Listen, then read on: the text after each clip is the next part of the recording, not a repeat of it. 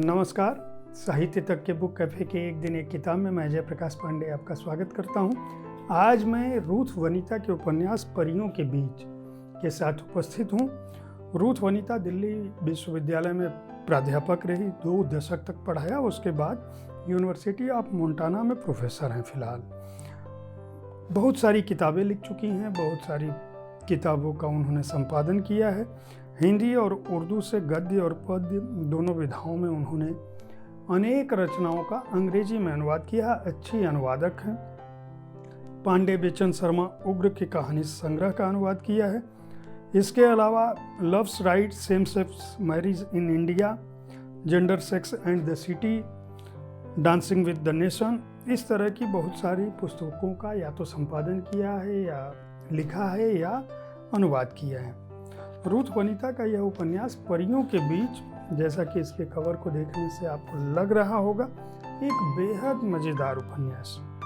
यह उपन्यास उस जमाने को सामने लाता है जिस जमाने में सम सेक्स या समलिंगी सेक्स में किसी भी तरह का कोई दुराव छिपाव नहीं था। रूथ वनिता की जो कलम है वह किस्सागोई के अंदाज में अपने समय को सामने ला देती है। उनकी सबसे बड़ी खासियत है इसकी भाषा, इसका प्रवाह। लगता है कि उर्दू में जिस तरह से लिखा जा रहा है या इस पुस्तक को अंग्रेजी में उन्होंने प्रारूप भी रखा था, बहुत सारी सलाहें भी मिली उनको।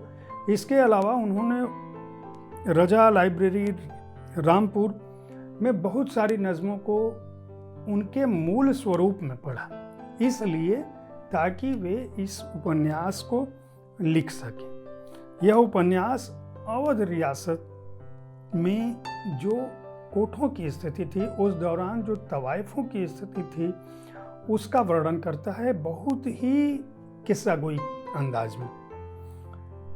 यह उपन्यास यह भी बताता है कि मानवीय रिश्ते मन से होते हैं। तन का ताल्लुक बहुत कम होता है उनके साथ, या तन संपूर्ण नहीं हो सकता अगर मन न जुड़ा हो, मन के तार न जुड़े हों। और मन के तार किसी से भी जुड़ सकते हैं, लड़की के लड़की से भी और पुरुष के पुरुष से भी। इनके 2 पात्र लड़कियां हैं जो आपस में प्रेम करती हैं।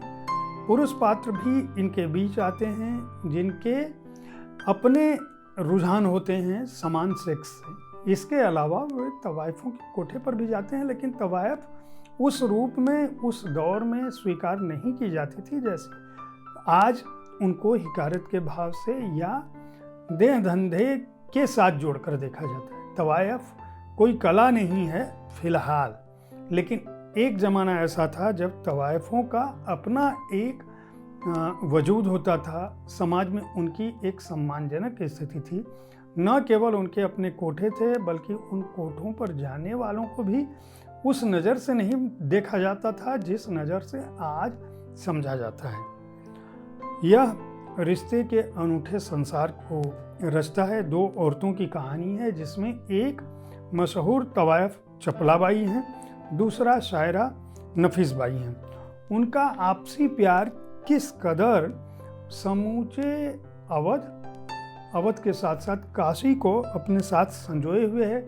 उस दौरान प्रथा कैसी थी, उस दौरान के बाजार कैसे थे, किस लहजे में बात करते थे, कैसे कोठे होते थे, किस तरह से कोठों पर महफिलों के अलावा जो रातें गुलजार होती थी, उसके अलावा दिन में कौन सी हलचलें होती थी।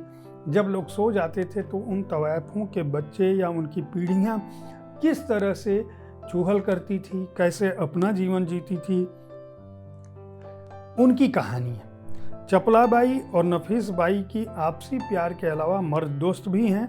और यह उपन्यास रंगीन, इंशा और जुरअत जैसे उर्दू के असली शायरों की भी बात करता है। उनकी नज़मों को, उनकी शायरी को, उनकी गज़लों को और उन गानों को भी इस उपन्यास में रखा गया है जो उस दौरान मशहूर हो चुके थे या उस दौर के शायरों के लिखने के बाद आज मशहूर हुए हैं। कुल मिलाकर हम यह कह सकते हैं कि अंग्रेजी शासनकाल से पहले अवध की रियासतें कैसी हुआ करती थी और किस तरह से समलिंगी प्यार को उस समाज में स्वीकार्यता मिलती थी, इसकी भी बात करता है यह।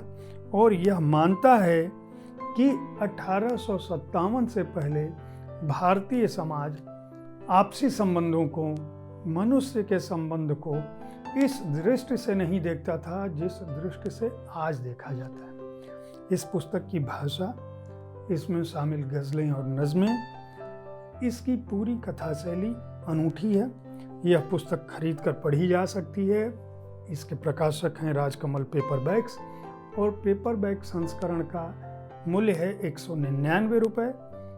पृष्ठ संख्या है 194। उम्मीद है साहित्य तक का यह एपिसोड आपको पसंद आया होगा। इस कार्यक्रम में आप किस तरह के पुस्तकों की चर्चा चाहते हैं, इनके बारे में अपनी राय से हमें ज़रूर अवगत कराएं। इससे हमें इस कार्यक्रम को बेहतर बनाने में मदद मिलती है। कल ठीक इसी समय ऐसी ही किसी एक और पुस्तक के साथ मैं आपके पास उपस्थित होऊंगा। तब तक देखते रहें साहित्य तक।